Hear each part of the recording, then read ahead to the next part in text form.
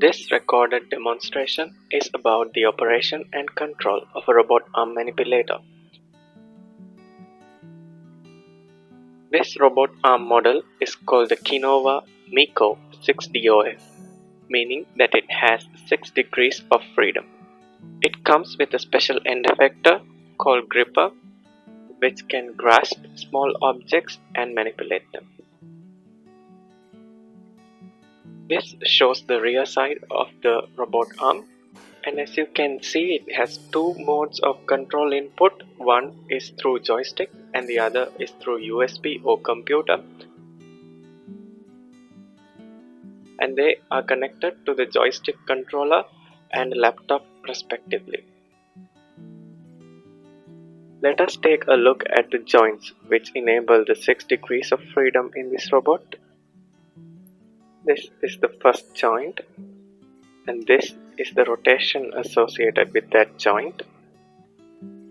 And here is the second joint.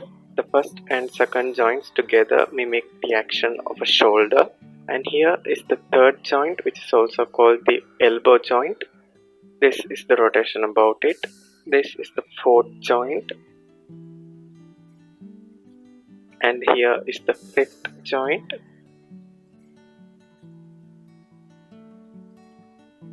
This is the sixth and final joint.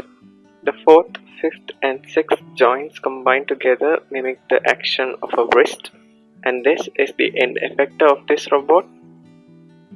This is called a gripper,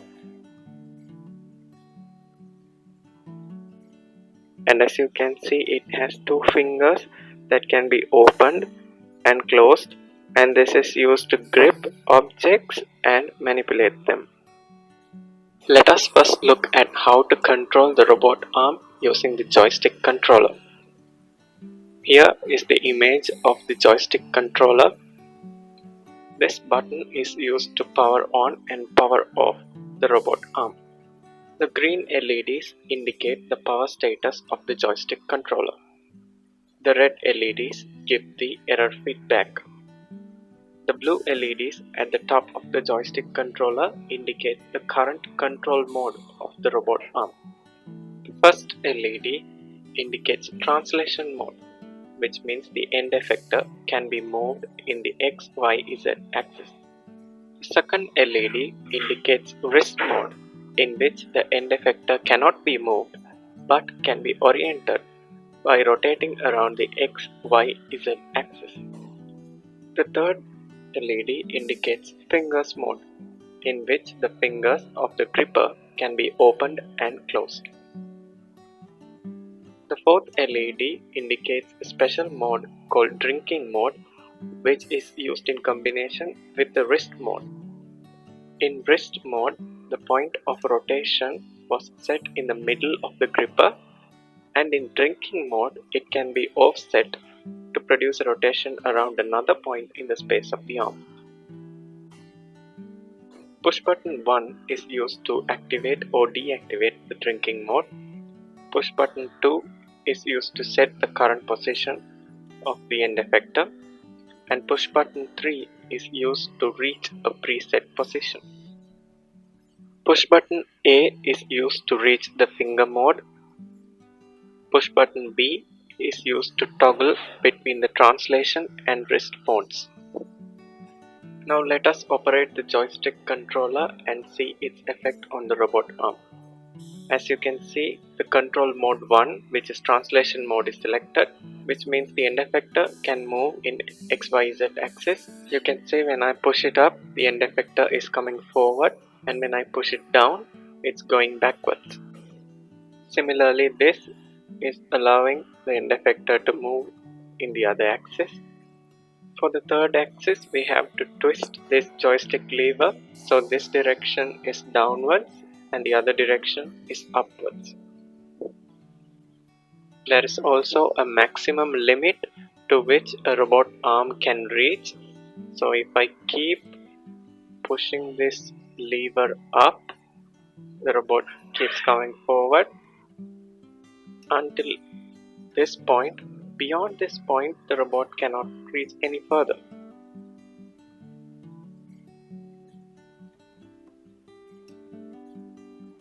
So that's the first mode. And before we go into the second mode, let me just readjust this robot to a normal pose. Now we can toggle to the second mode by pressing push button B. This mode is used to change the orientation of the end effectors. This is orienting around the first axis.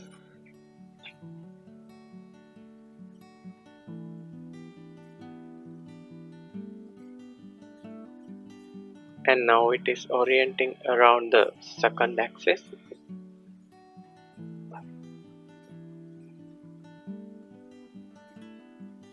And by twisting the joystick lever, I can change the orientation around the third axis.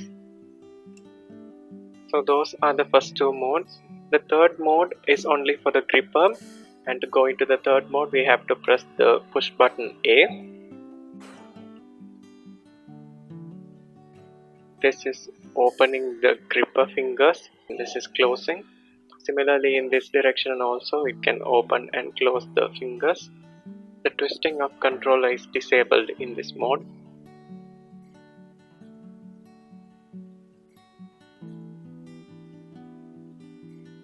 This yellow button is called the home button, and if I keep pressing this button, it will go to a position called the home position. This is the position at which the robot should start because it is ready to receive the input commands.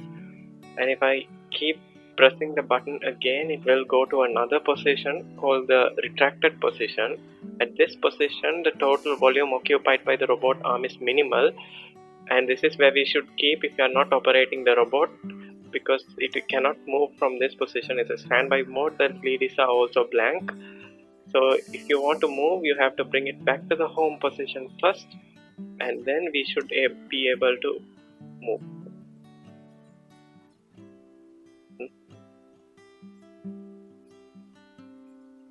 The software to control the robot arm is called the Kinova Development Center. This is the interface of that software. So if I click the monitoring tool, it shows some readings related to each of the individual actuators, such as position, temperature, velocity, command, torque. Some of those values are not changing right now because the robot is stationary. If I start moving, you can see that torque, command, velocity have started changing.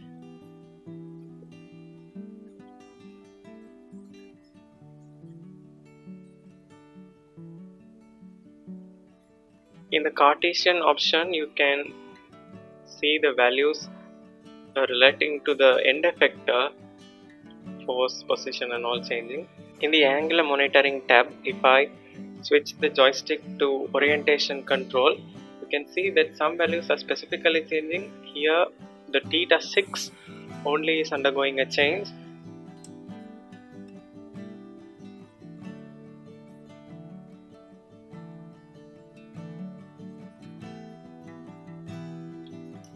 So that's all we have for monitoring tool. It also has a virtual joystick tool. Here it allows angular control, which means going actuator by actuator. This is the first actuator, second actuator, that means second joint angle, third joint angle is the fourth joint angle, here's the fifth joint angle,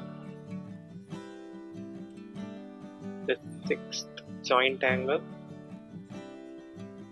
There's no seventh, but you should be able to open and close the fingers in the gripper options. And if you go to the Cartesian option, it's basically the same that we have in a real joystick controller.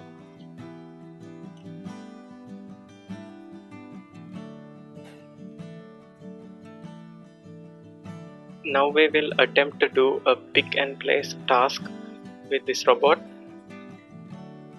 Our goal is to take the balls that are placed in this position and drop them into this box.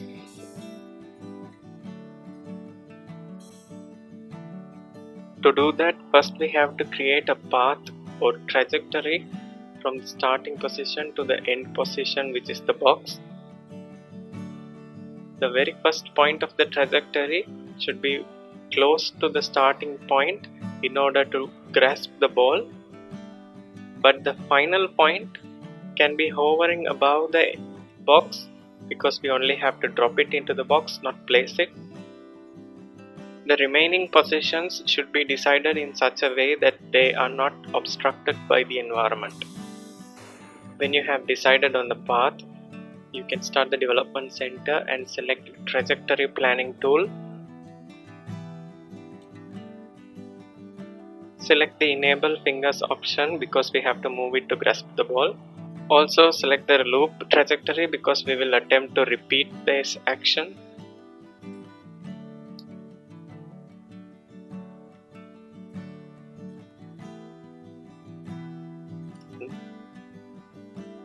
It's better to create a starting position that is a bit away from the ball.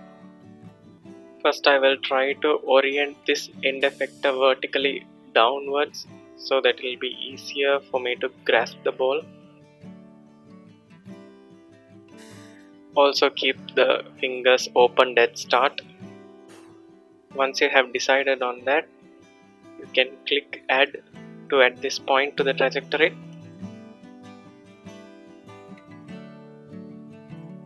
After that you move close to the ball while keeping the fingers open.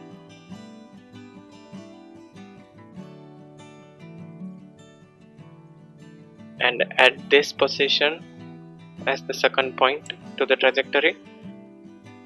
Then close the fingers so that it grips the ball and add the third position to the trajectory. I also want to bring it vertically upwards and create another point.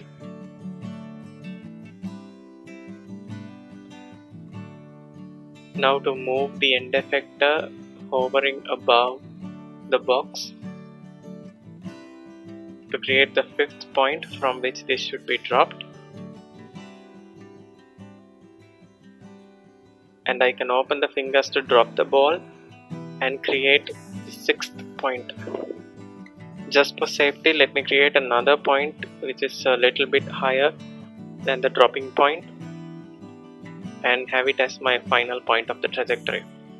Once all the points in the trajectory are completed, you can press the launch button to see this in action.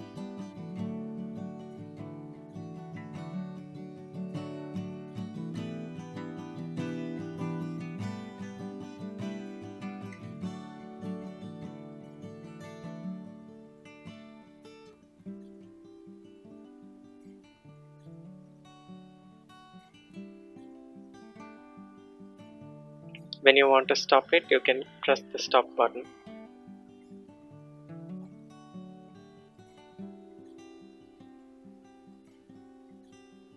After you have done with the trajectory planning, bring the robot back to the home position by pressing the home button.